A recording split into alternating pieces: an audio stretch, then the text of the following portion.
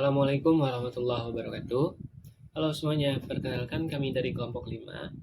Pada kesempatan kali ini kami akan membahas satu topik yang berjudul Agama Konghucu dalam Perspektif Multikulturalisme dan Moderasi Beragama. Di Indonesia yang memiliki berbagai macam budaya, ras, suku, dan agama, pemahaman tentang toleransi dan moderasi beragama itu merupakan salah satu hal yang sangat-sangat penting. Salah satu agama yang menjadi bagian daripada keberagaman Indonesia ialah agama Konghucu. Agama ini tidak hanya mengajarkan tentang nilai moral dan etika atau hubungan tentang manusia terhadap Tuhannya, tetapi juga mengajarkan tentang bagaimana hubungan antar manusia, juga hubungan antar manusia dengan lingkungan sosialnya. Melalui video ini, kami akan membahas tentang bagaimana isi ajaran ini, moralitas yang terkandung di dalamnya, juga inti-inti ajaran yang ada, dan dilihat dari sudut pandang multikulturalisme dan moderasi beragama. Selain itu juga kami akan melihat bagaimana isi-isi ajaran di agama Konghucu ini yang memiliki persamaan dengan dengan ajaran agama lain, termasuk salah satunya adalah Islam.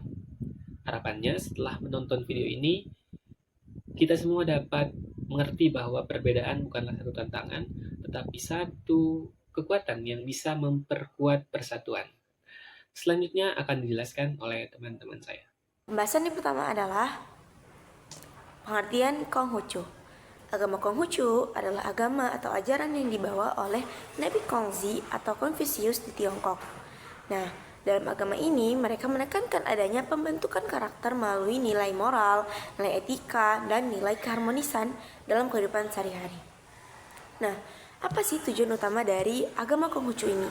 Nah, tujuan utama dari agama Konghucu ini adalah untuk membentuk manusia yang bertanggung jawab serta berbudi luhur dan dapat hidup rukun antar sesama umat.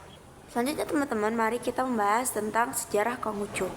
Nah, agama Konghucu ini masuk ke Indonesia bersamaan dengan para perantau dan pedagang dari Tionghoa yang mereka masuk ke Nusantara itu sudah berabad-abad tahun yang lalu. Nah, bersama dengan kegiatan perdagangan, mereka ini ternyata juga membawa tradisi, budaya, serta ajaran-ajaran Konghucu yang kemudian ajaran tersebut itu tersebar ke berbagai daerah, terutama di kota-kota pelabuhan. Nah, seiring berjalannya waktu, muncullah komunitas-komunitas yang tetap ingin mempertahankan ajaran Konghucu ini dalam kehidupan sehari-hari. Kemudian pada tahun 1965, Konghucu ini menjadi salah satu agama yang diakui oleh negara melalui penetapan Presiden nomor 1 tahun 1965. Namun pada masa Orde Baru, agama Konghucu mengalami banyak sekali pembatasan. Nah, banyak nih tradisi maupun kegiatan yang tidak dapat dilakukan secara terbuka. Nah, banyak sekali umat dari ajaran Konghucu yang merasa mereka mengalami kesulitan. Nah, perubahan besar terjadi setelah masa reformasi. Pada tahun 2000, Presiden Abdurrahman Wahid atau Gus Dur mengambil langkah penting dengan memulihkan kembali hak-hak agama atau umat Konghucu, sehingga pada saat itu sampai saat ini agama Konghucu bisa menjalankan ajarannya secara terbuka dan bebas di negara Indonesia. Nah, agama Konghucu ini terus berkembang sampai saat ini dan menjadi bagian dari masyarakat Indonesia. Inti ajaran Konghucu ada 5 kebijakan atau wuchang. Yang pertama Daren, cinta kasih. Yang kedua Dai, kebenaran dan keadilan. Yang ketiga Dali, kesopanan dan tata krama. Yang keempat ada Zi, kebijaksanaan. Yang kelima ada Zin, kejujuran dapat dipercaya.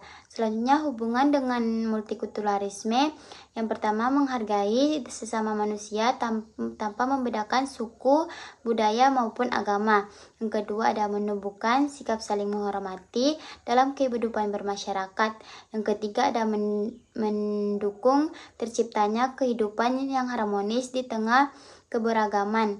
Yang terakhir ada mengajarkan pentingnya hidup berdampingan secara damai. Ajaran Konghucu menekankan pentingnya sikap saling menghargai, menjunjung kebijakan, dan menjaga keseimbangan dalam hubungan antar manusia. Baik, di sini saya akan menjelaskan hubungan dengan multikulturalisme. Yang pertama itu adalah mengajarkan toleransi terhadap perbedaan. Yang kedua itu ada mengutamakan keharmonisan dalam kehidupan bermasyarakat. Yang ketiga itu ada mendorong sikap saling menghormati antara umat beragama. Yang keempat, menolak sikap ekstrim yang dapat menimbulkan konflik. Yang terakhir, menjadikan nilai kemanusiaan sebagai dasar hubungan sosial.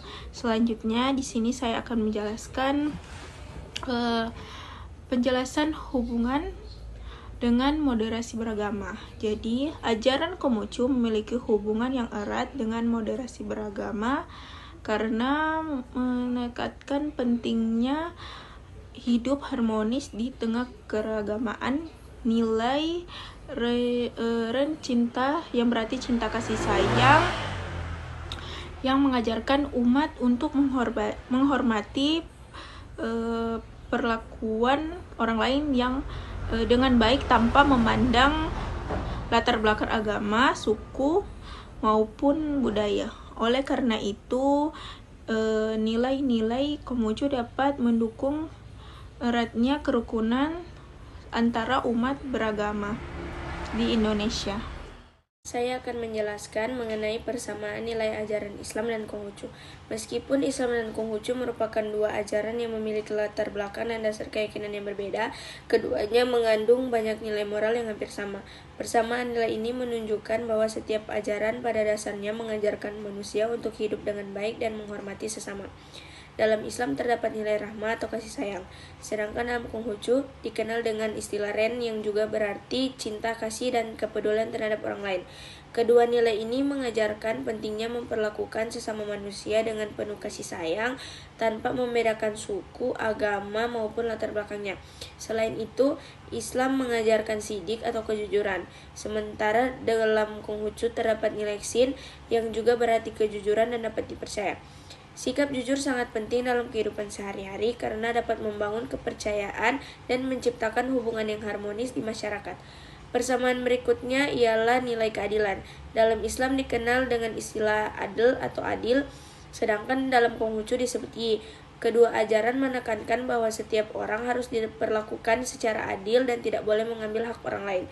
Islam juga mengajarkan pentingnya akhlak dan sopan santun yang sejalan dengan konsep Li dalam Konghucu. Nilai mengajarkan tata krama, penghormatan kepada orang tua, guru, dan sesama manusia. Kemudian Islam sangat mendorong umatnya untuk menuntut ilmu, dan dalam Konghucu terdapat nilai Zi, yaitu kebijaksanaan yang diperoleh melalui pembelajaran dan pengalaman. Ini menunjukkan bahwa ilmu pengetahuan memiliki peran penting dalam pembentukan pribadi yang baik.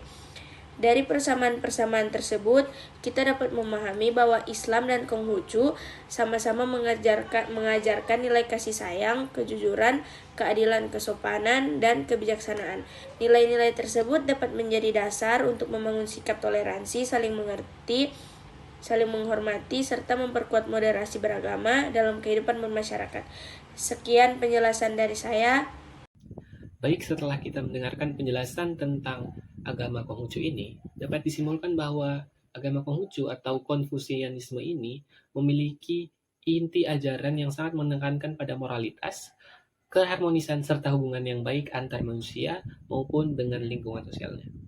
Beberapa ajaran agama ini seperti kemanusiaan, tata krama, keadilan, dan bakti itu menunjukkan bahwa kehidupan yang ideal adalah kehidupan yang penuh dengan rasa hormat, tanggung jawab, dan keseimbangan dalam berperilaku.